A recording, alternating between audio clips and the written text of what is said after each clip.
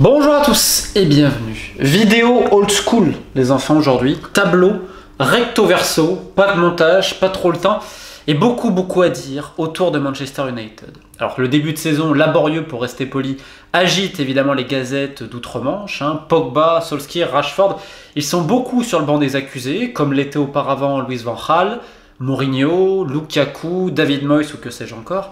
Alors évidemment, il n'est pas question ici de dire que ces gens-là n'ont pas une responsabilité dans l'enlisement progressif de Manchester United, mais aujourd'hui je vous propose de sauter le terrain, de ne pas parler tactique, de ne pas parler raté devant le but ou cafouillage dans sa propre surface, ou des centres au troisième poteau de certains, mais on va plutôt se concentrer sur les coulisses et la direction, puisque je rappelle qu'un club c'est comme ça, et que quand tu n'as pas de politique en haut, que la tête est un petit peu pourrie, est-ce que tu peux manger le reste du poisson? Bah pas tellement, bah là c'est à peu près pareil.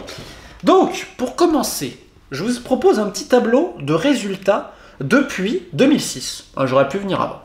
Comme vous le voyez, de 2006 à 2013, donc départ d'Alex Ferguson et du directeur exécutif David Gill, United oscille entre la deuxième et la première place.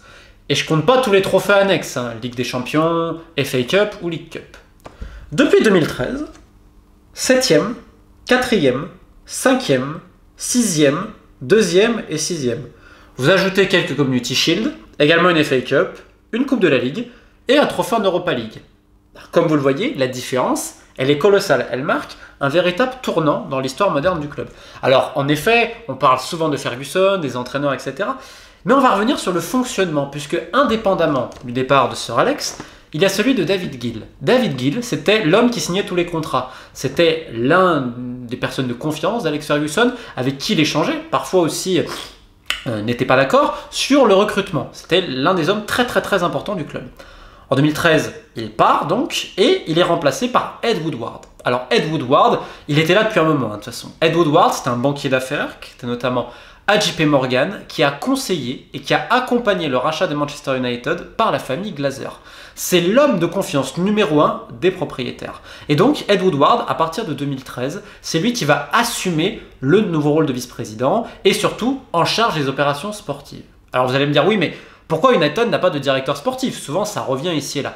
Alors il faut comprendre une chose, c'est que United n'en a jamais eu. Parce que dans la pure tradition britannique, le directeur sportif n'existe pas. En fait, en Angleterre, vous avez deux types d'entraîneurs. Vous avez le manager et ce qu'on appelle aujourd'hui le head coach. Par exemple, Arsène Wenger, il avait un contrat de manager. Unai Emery, quand il arrive à Arsenal, il a un contrat de head coach. C'est-à-dire qu'il va se contenter de coacher. Le manager, dit à l'anglo-écossaise, c'est quelqu'un qui va également gérer les transferts et négocier directement. Ou par l'appui de son fils, souvent agent. Vous pouvez demander à Sam Allardyce, ou même, avec tout l'amour que je porte pour le football écossais sur Alex Ferguson, son fils qui était également agent et qui en profitait allègrement. Donc en fait le manager à l'anglaise va prendre un petit peu de recul, c'est pour ça que souvent il venait que 1 ou 2 jours avant les matchs sur le terrain d'entraînement, il restait le reste du temps à son bureau. L'organisation typique d'un club à l'époque, c'était l'entraîneur qui travaillait avec un chief scout, donc le responsable des scouts.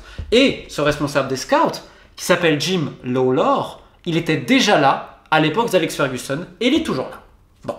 Alors, évidemment, United a gardé cette tradition, on va dire, sans directeur sportif réel, tandis que beaucoup de clubs de Première Ligue ont adopté un modèle plus italien, espagnol ou portugais, on va dire 3 terreaux où la figure du directeur sportif a été polie au fil des années. Je pense notamment en Italie avec la génération des Rino Foschi et d'autres, des Moggi également, avec tout le côté troupe que cela peut avoir. Mais l'internationalisation aidant et la mondialisation galopante de ce sport, principalement à travers le championnat anglais, a fait changer et évoluer certaines pratiques. Sauf que United, pas vraiment. Alors vous allez me dire, oui, mon ami Ed Woodward à la tête du sportif, un banquier d'affaires, qui a une petite sensibilité au foot. On dit qu'il était fan, dans sa jeunesse, de Chelmsford City, un club semi-professionnel, je veux bien comprendre, mais tous les gens que je connais qui ont fait des meetings avec lui me disent, ouais, il connaît rien. En gros, il a des connaissances foot un petit peu, mais il lui manque les subtilités, les spécificités. Je veux dire, si tu fais un rendez-vous avec Luis Campos, avec Monchi, avec plein d'autres personnes, tu vas avoir en face de toi un mec qui connaît tous ses dossiers, qui connaît tous les joueurs. Tu vas lui parler d'un mec du Dynamo Zagreb, il sait exactement comment le Dynamo Zagreb fonctionne. Pourquoi je prends l'exemple du Dynamo Zagreb? Parce que c'est peut-être l'un des meilleurs clubs formateurs en Europe de l'Est aujourd'hui. Et bon, bref, Ed Woodward, c'est pas vraiment ça. Donc en fait, si vous voulez, l'organisation de United aujourd'hui, au niveau sportif, elle dépend beaucoup aussi du manager. Parce que le manager, on a vu avec Van Gaal qui a ramené des joueurs, comme Danny Blind par exemple, honnête au demeurant. Mourinho arrive, changement complètement de politique, je ne veux pas spécialement de certains joueurs Van Gaal, Blind est finalement revendu à l'Ajax. Et en fait, l'influence du manager, elle est restée sur les choix des transferts, comme dans d'autres équipes, attention. Même si le dernier mot, c'est Ed Woodward qui l'a. Parce qu'Ed Woodward, c'est lui qui a les clés, c'est lui qui a l'argent, c'est lui qui gère pour les Glazers. Et je rappelle également que Ed Woodward est l'un des principaux artisans de la stratégie commerciale et l'internationalisation progressive de la marque, puisque à cette époque-là, vous aviez l'un des meilleurs clubs au monde. Hein. Il est passé d'un club des plus titrés à une marque internationale. Parce qu'en fait, vous allez le voir sur le tableau recto, on a deux visions qui s'affrontent. Et en fait, ce que je voulais vous montrer avec ça, c'est qu'il y a quand même du monde qui travaille à United. Je veux dire, il n'y a pas des tocards. Donc le responsable scout, il était sous l'époque Ferguson. Le head of the global scouting, donc le responsable du scouting général. Alors, comme vous le voyez, les distinctions, les qualificatifs se ressemblent ici et là. Qui fait quoi exactement? Je ne saurais vous dire. Mais Marcel Boot, il a quand même un passé, une expérience. Le head of football development, donc le responsable du développement foot, John Murtaugh, c'est pareil. Vous avez Matt Judge, qui on va dire l'un des adjoints de Ed Woodward, c'est lui qui va négocier de temps en temps avec les agents, etc. C'est lui qui fait le pré-travail. Vous avez également Steve Brown, qui sont allés chercher à Everton pour, on va dire, dynamiser un peu le scouting, qui avait tendance à un peu être vieillot, dans le sens que n'était pas spécialement informatisé, parce que ça c'est encore à l'ancienne époque, on va dire. Ce qu'ils ont fait, on entend aujourd'hui qu'il y a plus de 50 recruteurs, 50 qui travaillent pour United à travers le monde. Vous avez d'ailleurs en France, ils sont allés chercher Romain Poirot, qu'ils ont débauché de Manchester City. Enfin, je veux dire, quand tu vois toute cette pyramide-là, tu te dis, alors même si Woodward a le dernier mot, tu as quand même un travail préparatoire qui a été fait, mais pas par des amateurs. Plus les mecs à la formation, ils sont allés chercher des coachs de Leeds très performants. On sait qu'United a une des meilleures formations d'Angleterre, il suffit de voir tout simplement le nombre de joueurs professionnels sortant de United, pas faisant forcément carrière à Manchester, c'est très compliqué, mais ici et là. Donc, je te dis, il y a quand même tout pour bien faire. Mais le problème, il est de l'autre côté. C'est que quand la tête est pourrie, comme je vous dis, le reste du poisson, il n'y a pas de stratégie sportive claire. Depuis 2013, c'est quoi la stratégie sportive? Est-ce que quelqu'un est capable de répondre à cette question? J'ai demandé à des agents, à des intermédiaires, à des directeurs sportifs, à des recruteurs, des entraîneurs aussi que je connais. Personne ne sait. D'ailleurs, en coulisses, tout le monde te dit que le club le plus mal géré sportivement d'Europe, c'est Manchester United. Il y a vraiment une unanimité sur ce sujet-là. Mais je dirais pas qu'il est mal géré. Je dirais qu'en fait, les objectifs de United, c'est que c'est pas un club de foot. C'est devenu aujourd'hui de l'entertainment et une marque. Et cette marque-là, d'ailleurs, dans le retour de Paul Pogba, il faut quand même savoir que ce qu'ils ont fait en interne, ils ont présenté ça comme une opération avant tout marketing, pas comme une opération sportive. Je pense que c'est très important, ça te montre où sont données les priorités. Et qu'en fait, le profit et l'aspect commercial dépassent aujourd'hui largement l'envie de titre. Avant, Ferguson et les Glazers, ça marchait bien, parce qu'il y avait quand même un équilibre. Et j'ai pas de problème avec les gens qui rentrent dans le foot et qui veulent faire de l'argent. Il n'y a pas de problème là-dessus. Ils mettent des millions. Bon, même si on pourrait revenir sur le rachat d'United, comme je l'avais déjà fait, c'est un LBO. On va dire que c'est classique aujourd'hui, mais ça peut quand même choquer de te dire que c'est vrai que quand tu achètes ta place à Old Trafford et que tu vas payer ton maillot, c'est avec cet argent-là qu'ils vont pouvoir rembourser les prêts qu'ils ont contractés, excusez-moi, pour justement pour acheter le club à l'époque. Bon, on peut, voilà, mais bref. J'en ai déjà parlé dans une autre vidéo, les liens en description. Et comme je vous dis, quand il y a un équilibre entre le sportif, tu peux faire du business avec, il n'y a pas de problème. Mais là, l'idée, c'est pas de gagner des titres à United, c'est d'être rentable. Rentable, ils ont besoin de terminer en Ligue des Champions, ça les aide, et de générer suffisamment de profit pour déjà rembourser tous les prêts, etc. Et ensuite, pour retirer, depuis 2016 maintenant, ils récupèrent également les dividendes. Je crois que c'est 22 millions à peu près par an. Donc, pour eux, c'est une vache à lait. Ils sont en train de la traire tranquillement. Et pendant ce temps-là, les fans souffrent et l'équipe n'a pas forcément les renforts nécessaires. Même si de l'argent a été évidemment investi. Et ce problème, c'est que quand tu laisses à la tête du sportif un banquier d'affaires, même qui connaît un petit peu le foot, sans personne autour de lui, sans garde-fou, ça peut être rapidement compliqué. Mais donc en fait, l'envie d'United, c'est pas de gagner des titres, c'est d'être rentable. C'est complètement différent. Aujourd'hui, tu peux être rentable sans gagner des titres. Parce que si tu veux gagner des titres, aujourd'hui, vu l'effectif, il va falloir de gros investissements. Est-ce qu'ils sont prêts à faire ça? On y reviendra en fin de vidéo. Ensuite, le troisième point de l'enlisement de United, c'est Alexis Sanchez et le salaire qu'ils lui ont attribué. Alors vous savez, vous vous rappelez, Mkhitaryan est parti à Arsenal. Et Alexis Sanchez, il touche plus de 520 000 € par semaine. Et s'il est titulaire, ils lui ont mis une prime de 80 000 €. Tu te dis, tu te dis déjà qu'il y a un problème, il y a vraiment un problème. La personne qui lui a signé ça, il est censé être banquier d'affaires, connaître un peu les chiffres, mais une notion entrepreneuriale très simple. Vous êtes dans votre boulot, vous gagnez 2 000 € par mois. Arrive un nouveau d'ailleurs, il gagne 10 000. C'est-à-dire, il gagne 7 000, vraiment beaucoup plus que vous. Et vous voyez en plus le mec pas trop motivé, comment tu veux foutre le bordel dans une entreprise? Tu vas dire, attends, si lui gagne autant et que moi je gagne ça, je vais demander la même chose et tout. Donc comment avoir pété le vestiaire avec la grille salariale? Et demandez à Ed Woodward. Alexis Sanchez, en plus d'être un flop sportif, financièrement, ça a foutu le boxon. Et donc il y a des gens qui ont voulu une prolongation de contrat, d'autres qui ont été énervés par la stratégie. Bref, ça a été une catastrophe, mais intégrale. Quatrième point, c'est qu'il y a un manque d'anticipation sur les ventes justement et les contrats. Est-ce normal que United a dû laisser partir Cleverley libre? Ils n'ont pas réussi à tourer 1 euro. Et surtout en Herrera, qui était plutôt, je pense, un bon recrutement pour le coup, notamment au niveau de l'implication, la mentalité, etc. Il part libre.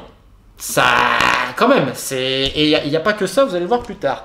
Dernier point, on a changé complètement de projet United, on a fait enfin un projet sportif, on s'est dit, on va mettre sur les jeunes et on va redonner une identité britannique, qui était voulue par certaines personnes en interne, notamment Lawlor, et Woodward, qui a étudié quand même l'histoire de United, et qui, il est vrai, il y a un rapport au passé, à la tradition, c'est-à-dire on fait revenir des anciennes gloires, on s'inspire de la formation comme à l'époque des Busby Babes et de la classe of 92, Génération Neville, Beckham, Budd, Scholes et tout ça.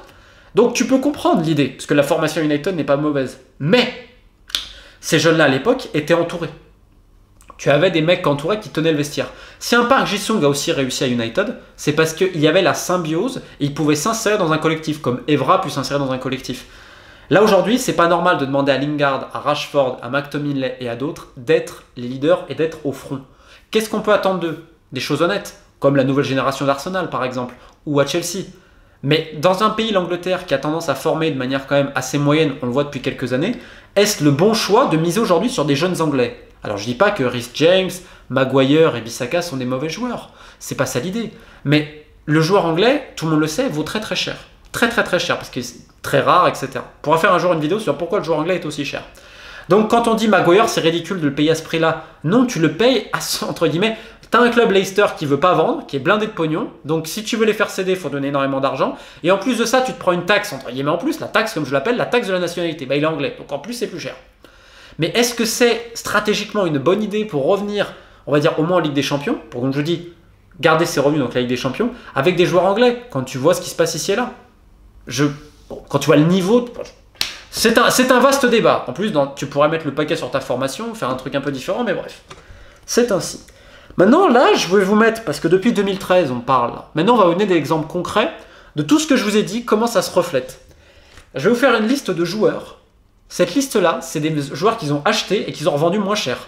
C'est un exploit, parce que je rappelle que ces dernières années, il y a une inflation sur le marché des transferts, et en théorie, tu vends beaucoup plus cher. Mais Memphis Depay, Morgan Schneiderlin, Darmian, Schweinsteiger, ça a été un flop absolu. Di Maria, Victor Valdés, flop absolu aussi. Lukaku et Fellaini, t'as pas tiré du bénéfice. T'as dû les vendre moins cher que ce que tu les as achetés. Ou Lukaku, on sait pas trop, plus ou moins de manière équivalente. Maintenant, je vais vous donner d'autres recrues depuis 2013. Des mecs, tu te dis, mais soit ça a été surpayé, soit, mais pourquoi on les a fait venir? Rojo, Luke Shaw, Falcao, Eric Bailly. Maintenant, on peut s'interroger sur Fred. Alors, on va le laisser un peu de temps, mais ils ont payé plus de 50 patates quand même. Martial, on peut aussi se poser certaines questions vu le prix. Ça avait créé un précédent aussi. Martial, il y avait un avant et un après. Ça a vraiment créé de l'inflation sur le marché. C'est autre chose. Lindelof, c'est un joueur honnête. Mais on parle de Manchester United. Dans les recrutements que je trouve intelligents depuis quelques années qui n'ont pas trop mal marché, Matic, ça va. Mata, ça va. Blind, bon, Mourinho n'a pas voulu, mais t'as pas perdu d'argent, t'as gagné quelques millions, bon, ça va. Zlatan, il a eu sa grave blessure, mais bon, ça va. Et depuis 2013, je vais rappeler la liste. Depay, Schneiderlin, Darmian, Schweinsteiger, Di Maria, Valdés, Lukaku, Fellaini, Rojo, Shaw, Falcao, Bailly, et je mets entre à voir pour Fred. Il y a un pilote dans l'avion? C'est quoi l'idée? Quelle est l'idée derrière tout ça? Comment on peut faire autant de flops avec autant de gens compétents en coulisses, avec autant de recruteurs, etc. Et ça pose beaucoup de questions. Et en fait, je vais terminer cette vidéo en expliquant que le but, comme je l'ai dit, des Glazers, c'est d'être rentable. Sauf que là, la rentabilité du club, elle va commencer à poser question. Pourquoi? Parce que les titres échappent à Manchester United et les larges contrats de sponsoring qu'ont fait la fortune du club récemment ont été signés il y a quelques années, notamment avec Chevrolet et Adidas. Or, un club qui ne gagne pas de titre commence à être moins attirant pour les annonceurs, qu'importe sa popularité, qu'importe son aura internationale. Il faut demander des joueurs qui fassent un peu rêver les gens. Aujourd'hui, est-ce qu'il y a des joueurs susceptible de faire rêver les gens? Ça pose un peu question. C'est d'ailleurs pour ça qu'on se tarifie autant Rashford, etc. qui est un joueur honnête au demeurant. Mais est-ce que c'est Messi? Non. Enfin, tu vois, À l'époque, tu avais plein de joueurs bankable à United. Pourquoi? Parce qu'ils étaient bons avant tout sur le terrain. Et là, aujourd'hui, ça pose un peu question. United a d'ailleurs annoncé que les revenus attendus pour l'année prochaine vont être en baisse. Je rappelle que Manchester United est le club qui a le plus gros chiffre d'affaires de Premier League et de très très loin. Ce qui va poser une question, parce que là, le business model et la stratégie du club va forcément changer, parce qu'elle va impacter ce qui est le plus important aux yeux des propriétaires, c'est-à-dire la rentabilité. La rentabilité à quel prix? Est-ce que United va vouloir rejouer les grands rôles en Première Ligue, redépasser Manchester City ou Liverpool, ces deux rivaux? J'en doute très fort parce que ça va nécessiter un gros investissement. Ou est-ce que, comme on peut l'attendre, comme Arsenal l'a fait, on va peut-être faire un petit effort financier pour essayer encore d'avoir le top 4 et une participation en Ligue des Champions vitale pour les finances du club comme l'an passé, pour justement compenser certaines baisses de sponsoring et également le fait que les revenus de match par jour ne peuvent plus vraiment augmenter. Alors évidemment, ça pose plein de questions sur l'avenir. Je pense qu'on est devant un nouveau changement de politique qui va arriver dans pas longtemps.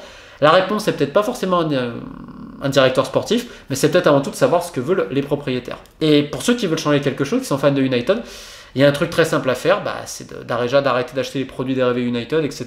Parce que plus justement ça va impacter sur leur rentabilité, plus justement il pourra avoir un changement. Et bon, ça on va voir ce qui va se passer. En tout cas, je remercie beaucoup Yassine qui m'a aidé pour cette vidéo, qui gère Manchester United France et dont je rejoins énormément d'analyses que je vous ai mis en description. Si vous avez des questions, n'hésitez pas en commentaire et je vous souhaite une très bonne fin de journée.